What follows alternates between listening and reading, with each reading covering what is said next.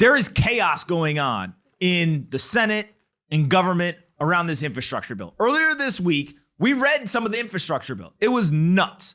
There was things like invasive plant species removal programs. What that means, I don't know. I read it. Literally, they're talking about fauna and other types of grass and plants and all that stuff. Had no clue what it's talking about. I'm not a botanist. I'm not a scientist. Couldn't understand it. One of the organizations that is receiving $1 billion, one of the politician's wife oversees the program. I don't know what's going on there, but that's just the facts that we were able to pull out of it. Another section, we still today on Friday do not know whether the government was authorizing the government to buy marijuana or weed or not. We still can't figure it out. And so we think that the government may be authorizing themselves to buy weed to study what it's like if you drive high. Craziness in the bill. Why do I say all that? Because there is one section that is getting tons and tons of attention. It revolves around Bitcoin and cryptocurrencies. And the idea, my understanding, is that the politicians in this bipartisan bill said, we're going to go and we're going to spend a lot of money and we're going to need a way to fund that spending. And so one of their ideas was that they were going to create a little bit more kind of severity around the taxation for this industry, for Bitcoin cryptocurrencies. Now, the way that they do that is, of course, the way that all political legislation gets done, is they don't explicitly say it. They just put a bunch of rules in place and it's up for interpretation. It's not very clear what exactly it's meant to do or what it's not meant to do. And so when you have some opaqueness to language, what happens is people begin to run with those ideas and try to figure out, does this mean that they're trying to accomplish A or B, C or D? Nobody knows. And so people immediately jump to the most extreme situations where those rules could be applied. Usually, in the defense of the politicians, the rules are not created to be used that way, but in the defense of the critics, they could be applied in some way that previously wasn't thought of. So this is why we have a democratic process, is people put forward bills or legislation. They are debated, they are discussed, there's made changes, and then there are votes. The vote's going to happen tomorrow. Now, the problem with this specific bill is that the bill is very, very opaque when it comes to some of the intricacies around cryptocurrency. And so there was initial language, not acceptable, not good. There's tons of people in Washington, D.C., everyone from Coin Center to a number of lawyers, et cetera, that are all working, trying their hardest to get the language right. Some of it is that there is an education barrier. We are talking about people who do not know a lot about the industry. That's not their fault. They've got a million things going on. They are there trying to do everything from macro policy and monetary policy and fiscal policy, all the way down to understand cryptocurrencies, trying to understand taxation, all of these different things. This is not an easy job. I wouldn't want to be in the job of these politicians. With that said, that is not an excuse as to why we can allow legislation to be created that would be onerous on a specific industry, especially when that industry specifically is likely to lead to job creation, economic prosperity, and innovation. And so what we are watching is that there are tons of people who are calling their senators, calling politicians, tweeting, doing everything they possibly can to make their voices heard so that the folks who are putting together this legislation know we do not want to have this be an impediment to progress and innovation in the United States. That is not what this should be intended to do.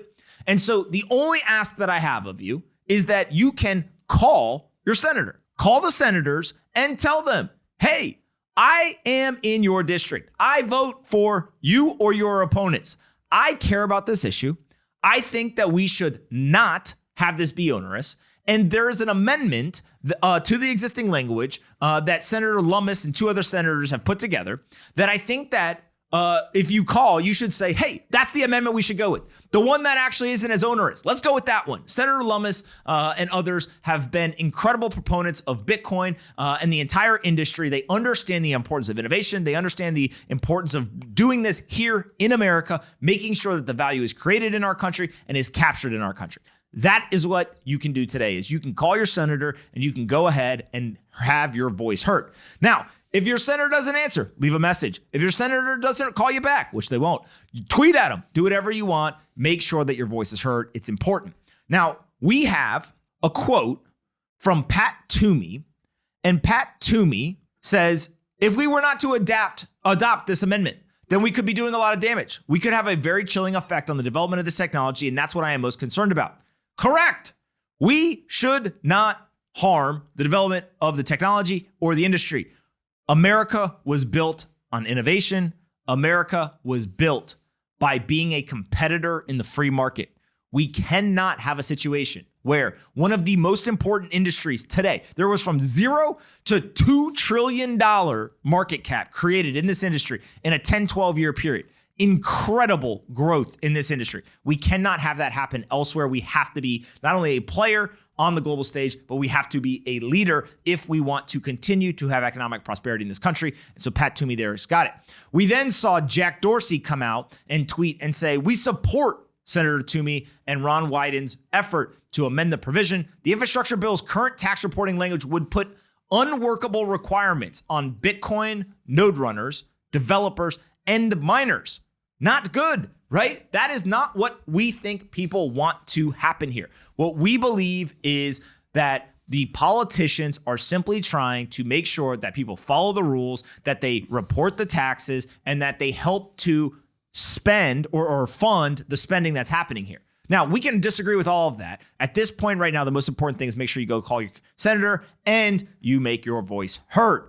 I think that politicians are just being politicians right now. Yeah, so I think when you think about it, that crypto is just by the nature of it and how it works, it's a threat to the banking system kind of within any country, but that means it's also a threat to government, right? And there's no real way that governments can control it. They can ban it, but we've seen that actually increases adoption in most cases. There's a few other things they can do, but it seems like this is one of those things that they're going to use as a tool in their toolkit, which is create regulation, put bills out there and make it just harder, right? Make it so people have to go over these speed bumps and face these challenges to actually do the work that's needed to create the infrastructure for the future. So I think when you think about it in that case, that's really what they're trying to do. I'm not sure of the total impact, but we'll see. I think it's kind of a shame that it's coming down to the vernacular that's used in a bill, especially when you consider the $28 billion that they're saying is going to get created in taxes.